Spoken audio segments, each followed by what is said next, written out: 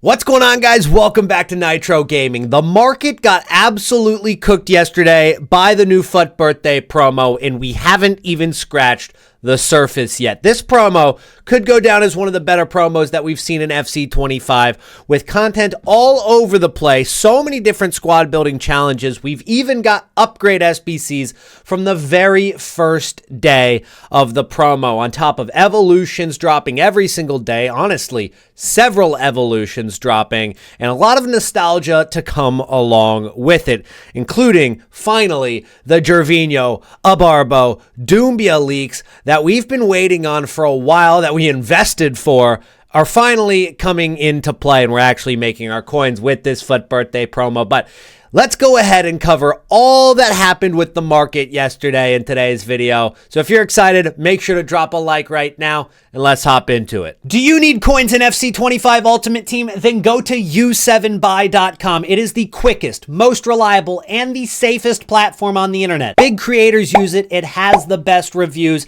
And if you use my code NITRO, you're going to get an extra 8% at checkout. You can even get specific players you want to add to your Ultimate Team straight from u7buy. And if it's your first time, you'll get a newcomer's bonus added to what you get. Link down below. Where else would we start but Cristiano Ronaldo's squad building challenge? Now, this card, it's definitely mixed reviews. We've got people saying it plays like any other Cristiano Ronaldo we've ever seen. We've got some saying it doesn't have enough pace, dribbling, and agility to keep up with the power curve moving forward. But other people are saying it is definitely worth doing because it's got the best play styles that a striker could definitely have. Finesse shot plus and rapid plus. It is definitely a good card, and it is very usable at the current moment. But when you consider that you're looking at a 3 million coin cost for that SBC, it does get debatable on whether it's worth it or not, especially when you consider the Team of the Year card is actually cheaper, assuming you don't have any fodder, which of course you would have fodder. You'd be able to craft it. It'd be cheaper than 3 mil from scratch, but you are looking at the Team of the Year card being actually cheaper overall than the estimated SBC price that you're looking at for the flashback card. So it is coming with a big cost, and especially when you consider the fact that, I mean, is it that much better than the Mathis Tell that I have on my transfer list right now? Yes, it has 5-star, but it has less pace. It's got similar play styles. It's got the same shooting. It's got the same dribbling. It's got maybe, a little bit more physicality. I don't know if it's 3 million coins more is what I'm saying, but I still might do this SBC just for the nostalgia purposes. It's, of course, not going to be the last Cristiano Ronaldo great card that we get, even after he retires here in, 10 years. Who knows when Cristiano Ronaldo is actually going to retire. But he's going to, of course, get a card pretty much every single iteration of this game. So I don't think we have to worry about, this being the last Cristiano Ronaldo upgraded card. I'm sure he'll get one for footies as well. But it is coming with a big cost, and I just don't know if it's going to keep up with the power curve that comes along with FUT birthday. Of course, you're looking at some big cards right now, and they're actually not that expensive. These cards are relatively affordable. I mean, 350k on the first day of the promo for Alexander Arnold, a card with 83 plus on every single stat, 87 plus on 5 stats. He can play CDM, centerman, and right back. That is not that expensive. It really isn't. These cards are affordable. They're packable. The pack weight's obviously much higher for this promo than we saw for Team of the Year. But these cards are not that much. I mean, Diaby right here, which of course gets the link to Cristiano Ronaldo in the Saudi League.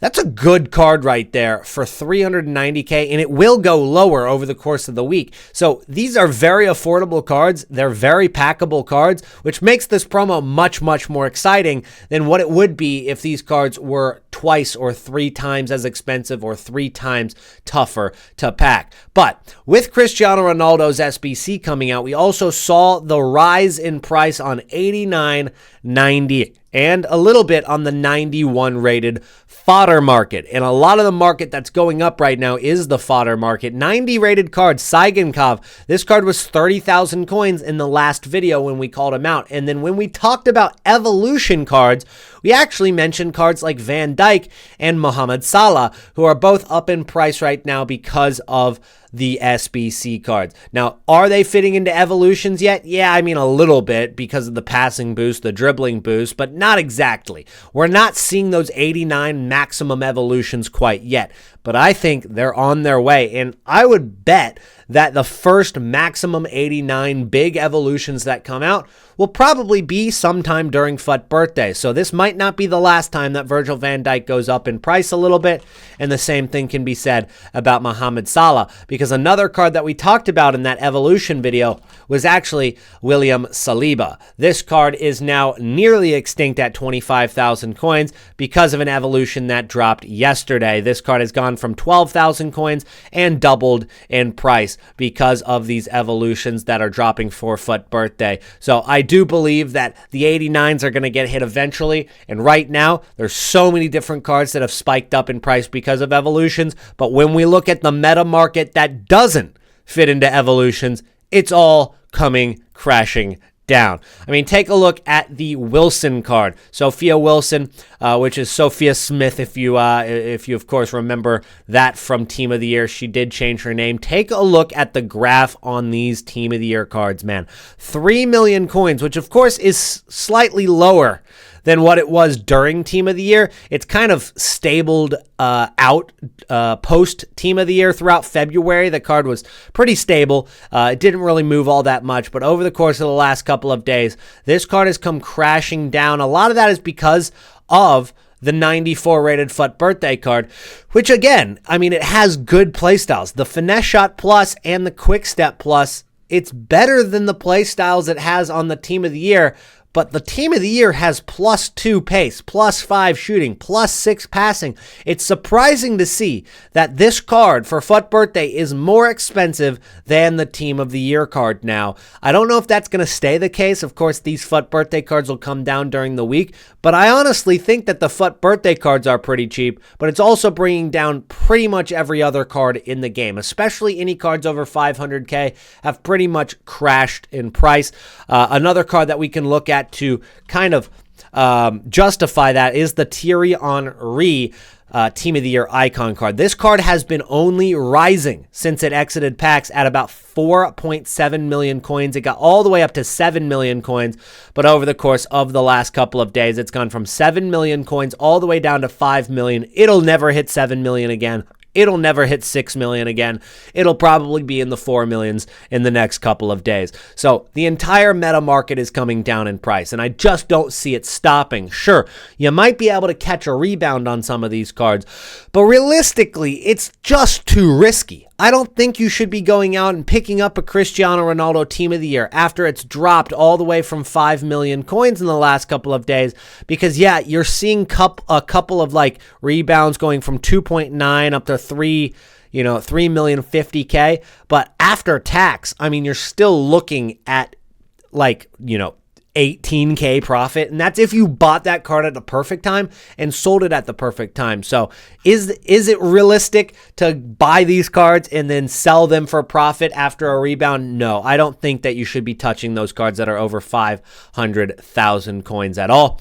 But I do think that you guys could definitely be playing around with cards that are under 100,000 coins, even cards from Fantasy Team 2, as they get closer to playing matches on the weekend, as they get closer to their next games, even in the midweek for some of these teams, you're going to see a spike in price, and there's not as much tax on these cards. So even when the market seems to be falling from the sky, you will be able to make some coins on some of these dynamic cards. Obviously, I've invested in Tell. He has not risen in price yet. He's about what we bought him for at about 80,000 coins. If I sold right now, I'd lose coins on tax.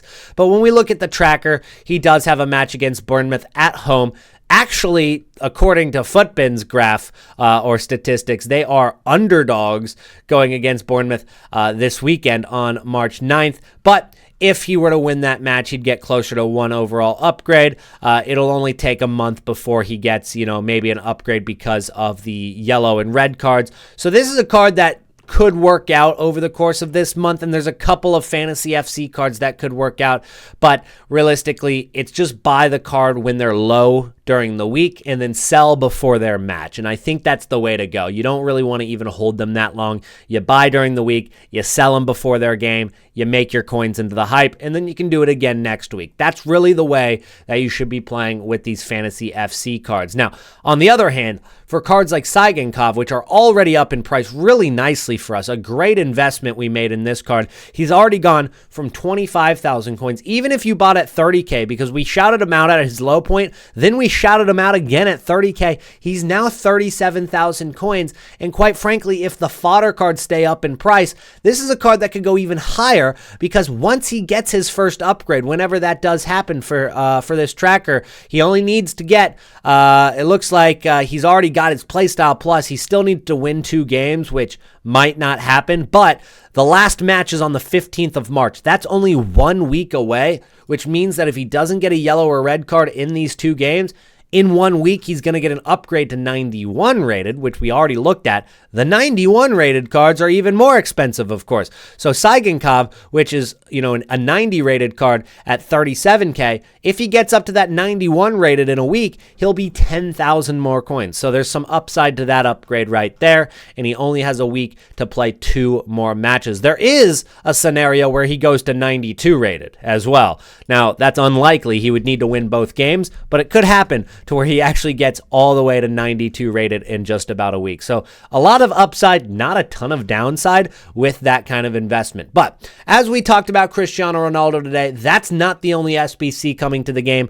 We've got cards like Tapsoba coming via SBC as a duo SBC. You're going to get to choose. Really, the play styles on this is the big factor. Yes, he's a little bit quicker on the card on the right. He's a little bit more physical with the card on the right.